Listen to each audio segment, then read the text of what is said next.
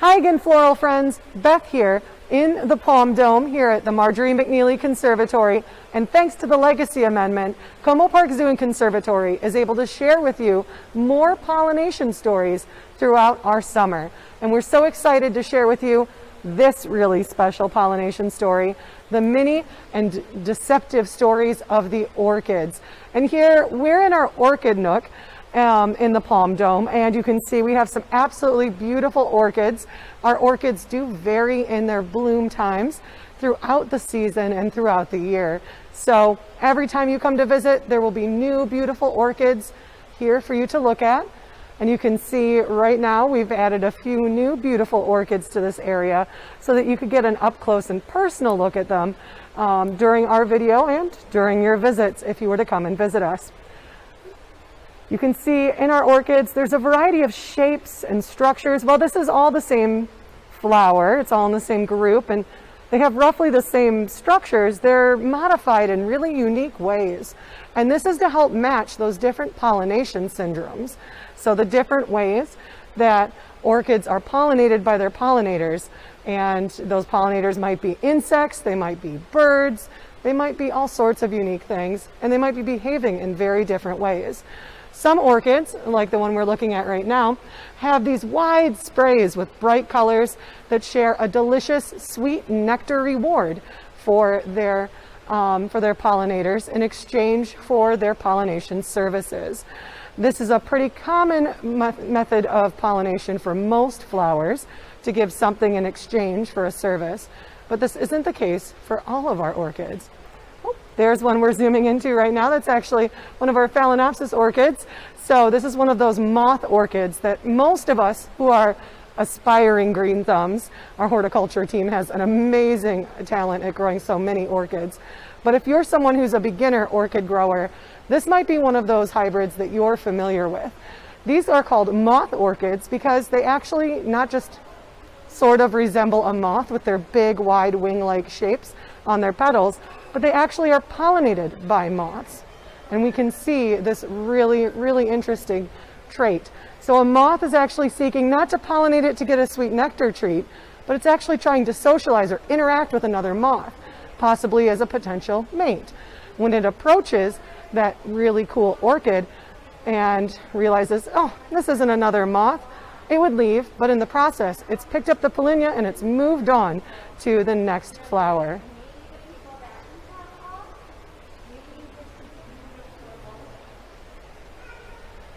Phalaenopsis orchids actually come in a wide variety of colors and patterns, and we'll get a chance to see some of those hybrids a little bit later in our visit today. Some orchids will use very distinctive things to attract their pollinators. For example, if we move a little down further here onto our table, you can see we have one of our little friends here. This very lovely orchid has a really striking pattern, and these very bright, vibrant colors, they absolutely explode in ultraviolet light, which we talked about in Hive Mind a couple of weeks ago.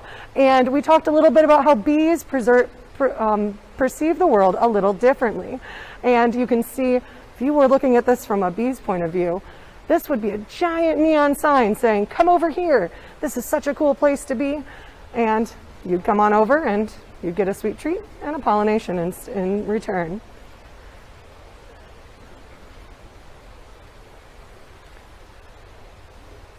Some other flowers that we have slightly different shapes and structures. And this particular one here, this is actually sometimes referred to as a tulip orchid. You can see its cup-like shape. Really helps draw in its pollinators. And this is actually an absolutely fascinating flower. It's really cool in cross-section, but we didn't want to cut it open. There's just this one blooming right now. We wanted you to be able to enjoy this both in the video and in your visits. This flower has this cool bucket where pollinators will actually crawl inside, and they're drawn in by an incredibly strong fragrance. Again, I wish you had smell-o-vision. Maybe it's a little better of a scent than last week from our olfactory plants, but you can really smell that bright floral fragrance, and it actually, in some species of orchids, acts as a cologne for bees. That smell isn't attracting them because of a sweet treat, it's actually attracting them because they want to just bathe in it. It's almost like Axe body spray for bees. And they climb in there, and it helps make them more attractive to potential mates. And when they climb in there and they get funneled into these buckets and these shapes, they're actually forced to climb past the pollen structures on their way out. So they have no choice but to pick up that pollen and move on. So it's kind of like a really weird version of, I suppose, a department store for them, where they pick up perfume and they pay for it in pollination, which is pretty crazy. Some pollinators have some really, really unique sets of pollination syndromes with orchids, and some orchids have taken their shapes to the next level. And if you take a look over here, we've got one that really stands out. These really vibrant patterns might look like a piece of artwork to some of us, but if you were looking at this from an insect's perspective, it would actually look like another member of your own species.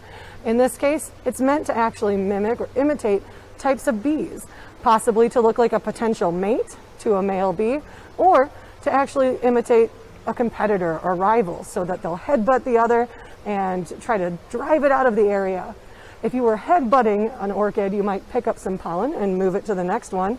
Or if you were trying to mate with perhaps an amorous bee and you kept landing on a flower instead, you would give up and try the next one and try the next one, and each time you're moving pollen from flower to flower.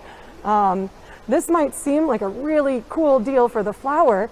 It's actually kind of a bummer for the bee. It's not getting a sweet treat, and it's not getting any bee girlfriends out of the deal. So it's doing all that work for nothing, which is kind of a bummer.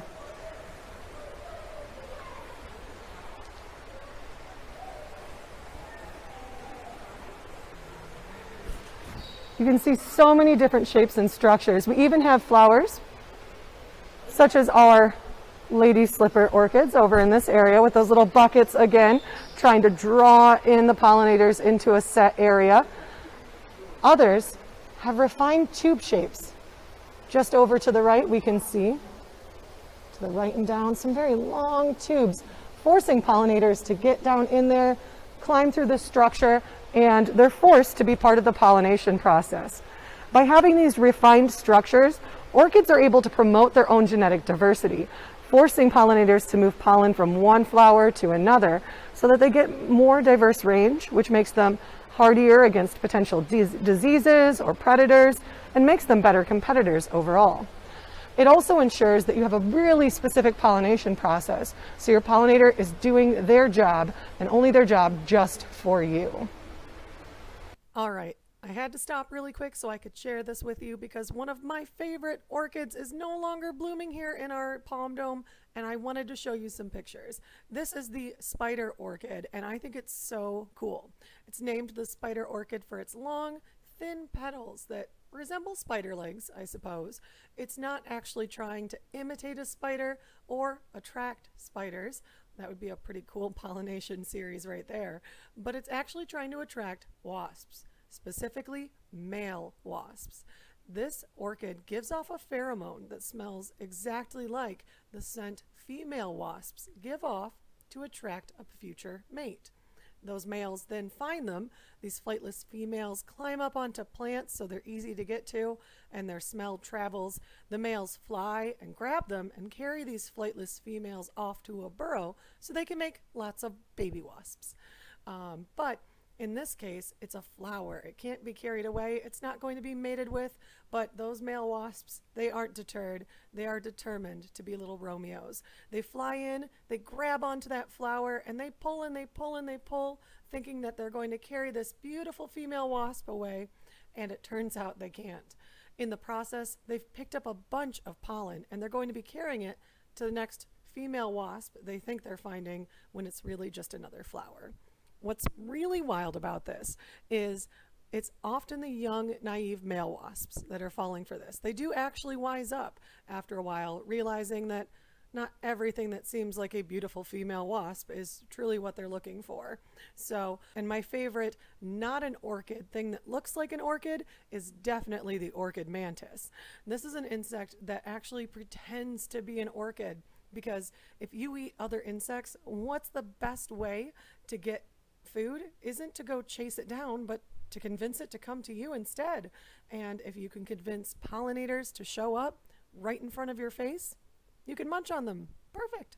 In fact, studies have found that these insects actually show up even brighter in ultraviolet than the flowers they're imitating. So on the visual spectrum, they're actually more attractive than the flowers they mimic.